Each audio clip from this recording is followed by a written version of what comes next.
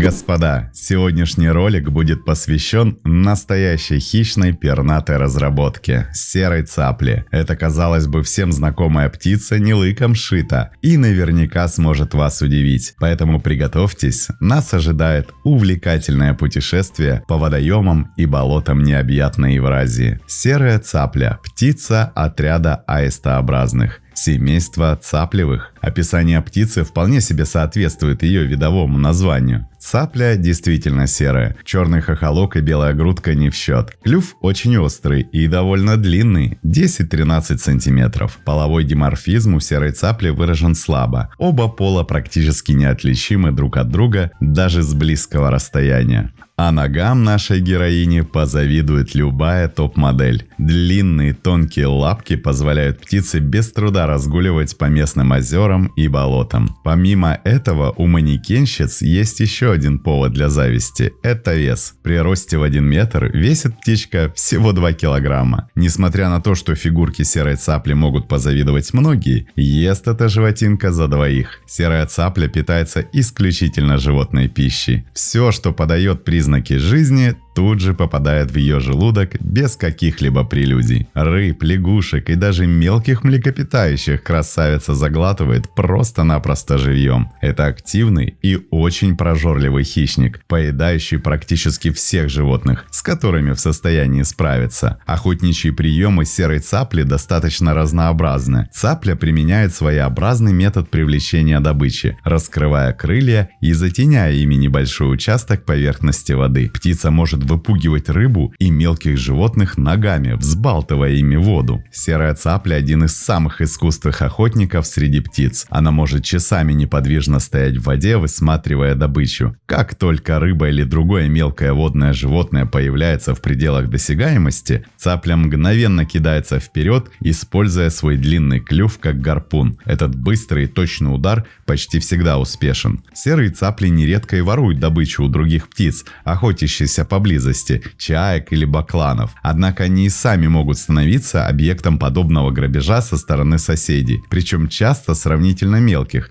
например, таких как вороны. Но терроризирует наша героиня не только евразийские болота. Этот вид распространился по всей планете Земля, облетев стороной лишь Америку и Австралию. В северных районах цапли зимуют подальше от березок. Птицы улетают куда подальше и потеплее. Южные популяции живут на своей родине постоянно. Кочевок на север пернатые, естественно, не совершают. Да и зачем улетать оттуда, где тепло и вкусно кормят? Кстати, у серых цапель уникальная техника полета. Во время полета она втягивает шею в S-образное положение, что придает ей узнаваемый силуэт. Такая позиция не только помогает в управлении полетом, но и снижает аэродинамическое сопротивление, что позволяет экономить энергию. Цапли известны своим умом и способностью к использованию инструментов. Некоторые наблюдатели за птицами сообщают, что серая цапля может бросать насекомых или кусочки хлеба на поверхность воды, чтобы приманить рыбу. Это редкий пример использования инструментов в мире птиц. Сезон размножения зависит от места жительства. Если птицы с юга, то брачного периода как такового нет. Если с севера, то по прилету цапли первым делом начинают строить уютное гнездышко. Самое интересное в размножении цапель – это прелюдии. Самец, вернувшись в родные края, первым делом приступает к постройке гнезда. Собрав из веток каркас, он начинает приглашать самочку к себе в гости.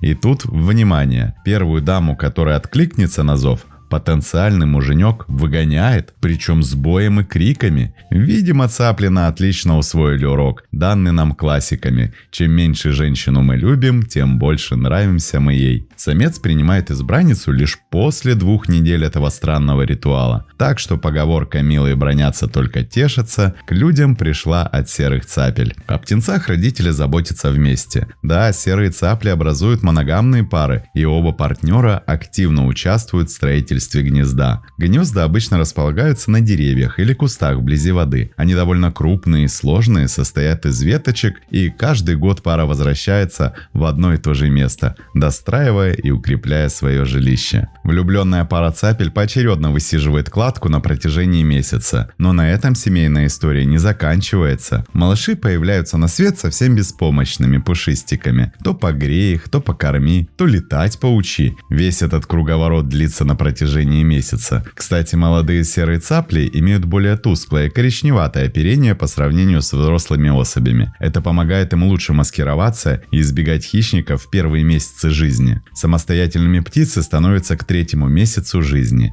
Но от того, что молодой самоуверенный птиц съедет от родителей, проблем у него меньше не станет. Популяция сильно пострадала от человека. В 19 веке птиц массово истребляли. Считалось, что наши герои вредят рыбному промыслу. Правда, как оказалось позднее, вред цапли наносит минимальный. Более того, цаплю можно считать полезной птицей, играющей санитарную роль благодаря поеданию большого количества больной и пораженной паразитами рыбы. Но человеческая глупость уже сделала свое дело, и опомнились обезьяноподобные слишком поздно. Гнезда были разорены, а тысячи птиц бессмысленно убиты. А еще был распространен другой тип охоты на цапель. Птиц убивали не ради мяса, а ради хохолка на голове. Перья на нем отрастают у цапель в брачный период. А сейчас наши серые пернатые хищницы страдают от загрязнения водоемов и осушения озер. Чтобы не заканчивать на минорной ноте, отметим, что в неволе цапли отлично размножаются. К тому же, понабравшись горького опыта, птицы селятся подальше от людей. А оно и к лучшему. Кто знает, что еще взбредет в голову людям.